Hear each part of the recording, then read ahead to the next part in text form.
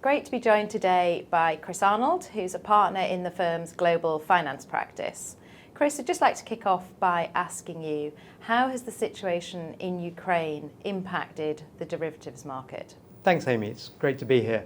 There have been two significant impacts really on the derivatives market from the original invasion of Ukraine and the actions that have been taken by governments since then.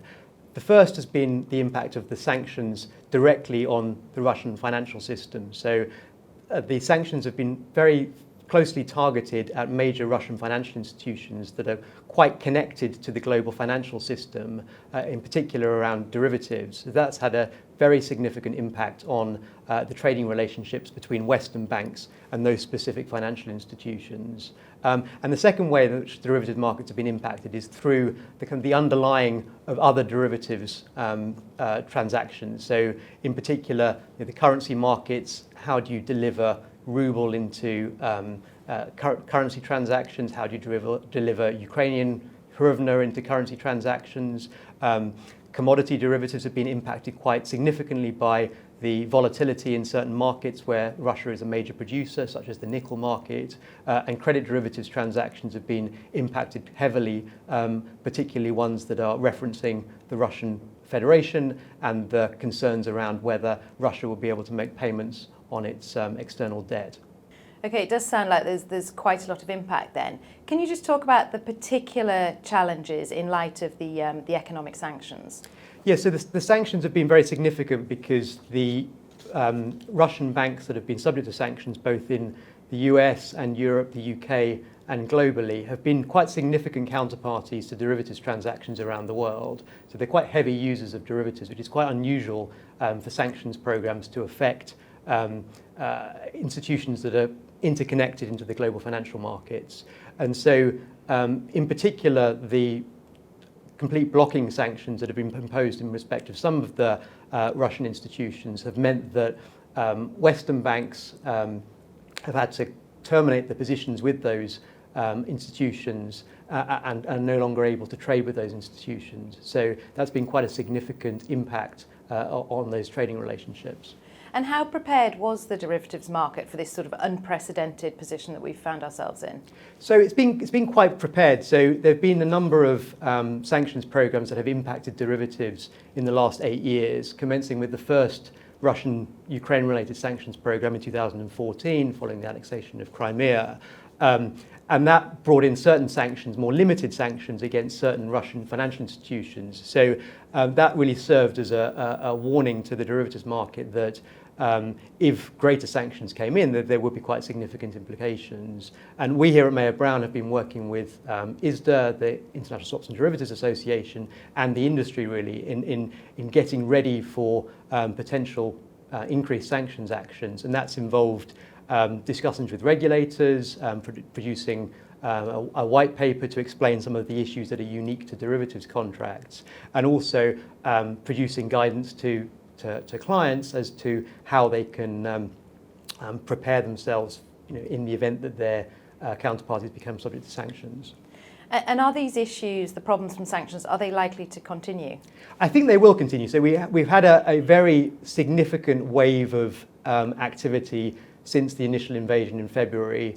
Most of the significant Russian financial institutions are now subject to sanctions of some sort. Not all of them are subject to full blocking sanctions. There is definitely more scope for regulators to take further action on sanctions. And we've sort of seen an evolution really of the sanctions actions. And every time we get a new wave of sanctions activity, there are implications for derivatives markets, both in terms of trading with those entities and also potentially ramifications for the underlying markets which derivatives reference, such as currency markets or commodities. So there is definitely more scope, but I would say we are beyond the heaviest impact on the largest participants in the derivatives markets. Okay, and so if clients today who are listening are contractually obliged to make or receive payments or take deliveries which are now illegal, what are the options available to them? Well, it's a very nuanced question. So one of the actions that sanctions regulators have taken with respect to derivatives is to allow a period of wind down following when the sanctions are introduced to permit derivatives counterparties to close out the positions that they have with these sanctioned banks. So one of the things that we'd highlighted previously before the sanctions, these particular sanctions had come in, was the particular difficulties for derivatives contracts if suddenly you make payments and deliveries illegal, because then you essentially suspend all obligations of the parties, and then the value of those contracts can fluctuate significantly, and you create kind of uncovered exposures. So what counterparties can do, if they're permitted by their regulators, is to close out during that wind down period, and then effectively terminate their relationship in an orderly way, rather than being subject to a sort of drop dead cessation of trading. And so how are these terminated contracts typically closed out? So it's been a bit of a mixed bag, really. So some of the derivatives contracts have certain events that can trigger rights to close out. So events of default, such as a failure to pay or an insolvency, normally give right to parties to close out. There's also an illegality termination event, which can sometimes be invoked in these circumstances. But it is problematic in the context of sanctions, because broadly it puts the onus on the party whose obligations are illegal to take steps, and effectively gives more control to the party that is the sanctions target. So that's been a sort of far from ideal way to close out transactions. So in the most part, closing out has been a consensual process whereby your counterparties have agreed with the relevant sanctioned entity that they would unwind their positions and do so in a consensual way. But there have been lots of different iterations of terminations in the market. And how are you advising clients to prepare now for potential future sanctions that might come in? Well, it's a number of steps they can take. So our guidance note that we helped ISDA put out a couple of years ago contained model clauses to that counterparties can include in their contracts, which would basically address specifically sanctions issues, so specific sanctions termination events, specific representations, and a mechanism for terminating, unwinding contracts following sanctions. So I very much recommend clients who are considering these issues in the future look at that guidance and think about ways in which this might be implemented. Of course, 2 years ago, the world was very different, and the need, or the perceived need, for those kinds of provisions was relatively low, and it was a difficult conversation to have with your counterparty to say, look, we want to introduce specific sanctions provisions, because you're automatically then kind of conveying a concern that they may be subject to sanctions. But I predict in the future that might be a more kind of open conversation. Now we've moved to a world where sanctions action can happen very, very quickly and can affect very significant financial institutions and the derivatives markets. Apart from sanctions, what other issues are currently impacting the derivatives market? So as well as sanctions, we've also got the volatility of commodity prices, for example, the availability of commodities that are principally produced by Russia. How do you obtain nickel or other commodities that you're looking to deliver under your derivatives contracts?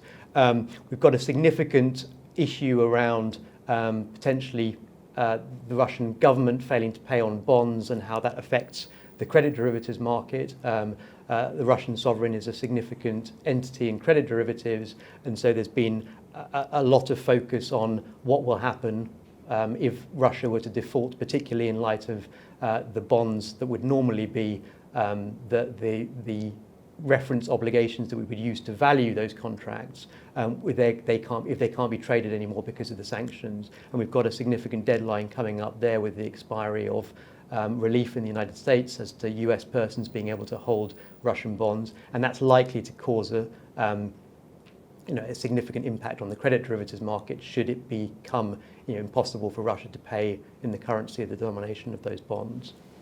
And as the conflict persists, how will the lack of access to the derivatives market impact Russia? Well, derivatives are a vital tool in the financial markets generally. They allow financial institutions to hedge themselves with respect to the risks that they have, be it currency risks, price of commodity risks, credit risks around their counterparties. And so cutting Russian financial institutions from the derivatives market will be a significant action for those entities. They will find it much, much harder to source foreign currency, for example, to meet obligations that they may have to their own creditors. They will find it hard to hedge commodity prices. They will find it hard to hedge interest rate risks and other risks. So this kind of action kind of doesn't have a dramatic effect immediately, but we will see, as with the other sanctions actions, that lack of access for Russian institutions to these markets will have a profound effect on their ability to continue to do business and to continue to operate in global markets. And just to close this session, Chris, what would be your key takeaways for any clients who are watching today?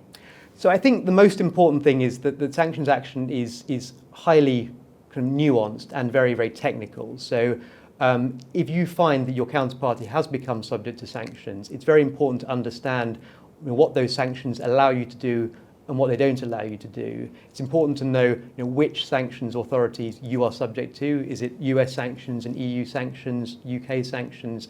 How do they differ? What licenses are available for you to be able to take action, and what does your contract actually say? So it's very important to take external legal advice in any of these situations, because the consequences obviously of failing to comply with sanctions are very, very severe indeed. So I would advise clients to be very focused on this issue, be very aware of potential counterparties that may become subject to increased sanctions as we go through the crisis and as it develops, and then to consult with external counsel to ensure that they know what they can and can't do under those sanctions.